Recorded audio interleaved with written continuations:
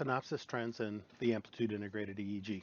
We're going to talk about Amplitude integrated EEG and its technical details, clinical applications, and we'll see a couple of examples. Amplitude integrated EEG has mostly been used in a neonatal ICU, giving us a compressed view of the variation in the amplitude of the EEG. The EEG is processed, rectified, some smoothing is applied, and time compression is done, and then everything is displayed with adjusted scaling. Then we draw the EEG trend continuously on the screen. Now, as an example, what we do is we take measurements of the highest and the lowest amplitude of EEG within each epoch, and we're going to plot that on the screen using a paper speed of about 6 centimeters per hour. Now, we plot it on a linear scale from 0 to 10, and then on a semi-logarithmic scale from 10 to 100. So you'll see that the vertical distance between 0 to 10 is the same as the distance between 10 to 100. And that's intentionally done to help emphasize some of the lower amplitude activity. So the information that we get is the overall brain function, the background activity, whether there's interburst intervals, whether there's variations that correspond to sleep-wake cycling in the EEG, and whether there's seizure patterns. Now, this is an example of what we can tell, and there's several different examples: continuous normal voltage with sleep stages, discontinuous voltage, continuous or discontinuous normal voltage, status epilepticus, burst suppression, continuous low voltage, and a flat trace. So this is a normal amplitude integrated EEG. And what we're looking at, the top trace is the right side, the next trace is the left side, and the third trace is a transverse C3 to C4. So what we're seeing is continuous normal voltage EEG.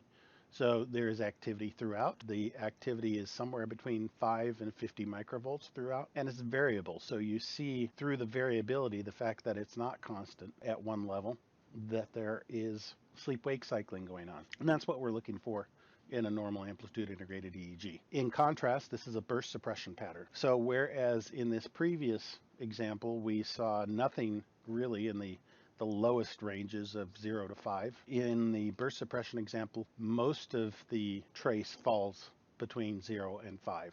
So this indicates a pretty flat EEG, but there are projections up that indicate that there are bursts of activity going on as well. So this is a classic burst suppression pattern with the flattening, everything down at the 0 baseline, but with bursts of activity in between. Now, finally, this is what we're looking for when we look for seizures. This just happens to be a burst suppression EEG as well. And again, right hemisphere, left hemisphere, and the left to right transverse channel. And what you'll see in the EEG trace below, first trace, you'll see clear burst suppression pattern. The second trace, the left hemisphere, you see very rhythmic seizure activity going on. We've got our cursor placed there where the orange arrow is, and you can compare the left and the right and see that the seizure activity is primarily in the left hemisphere, whereas several of the other events are bilateral or independently bilateral.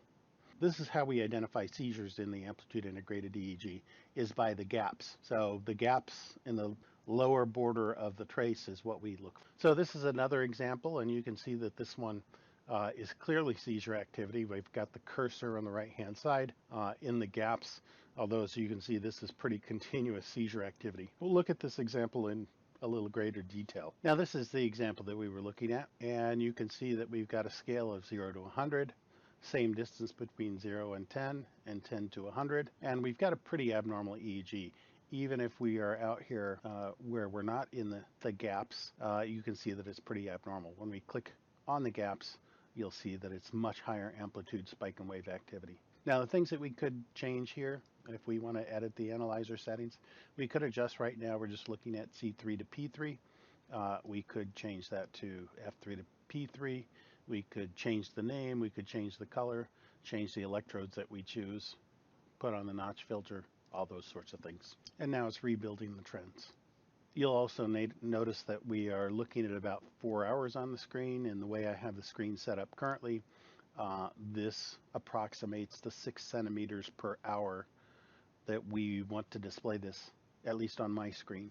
So just to recap, the information provided by Amplitude Integrated EEG gives us an idea of the overall function of the brain. We look for interburst intervals or burst suppression. We look for periodic variations in the background activity so that we can identify sleep-wake cycling. And we look for the occurrence of seizure patterns. Now in the example below, you can see a good example. The first part of the study has quite a number of seizures, and after they begin to treat the seizures, it returns to a much flatter EEG, albeit without so many seizures. Just to recap our tips on trending, no single trend stands alone. Use multiple types of trends if you can, and optimize your trends by customizing them to your patient. No one panel of trends will work for everybody. And always, the raw EEG is the gold standard. If we don't see it in the raw EEG, it doesn't exist.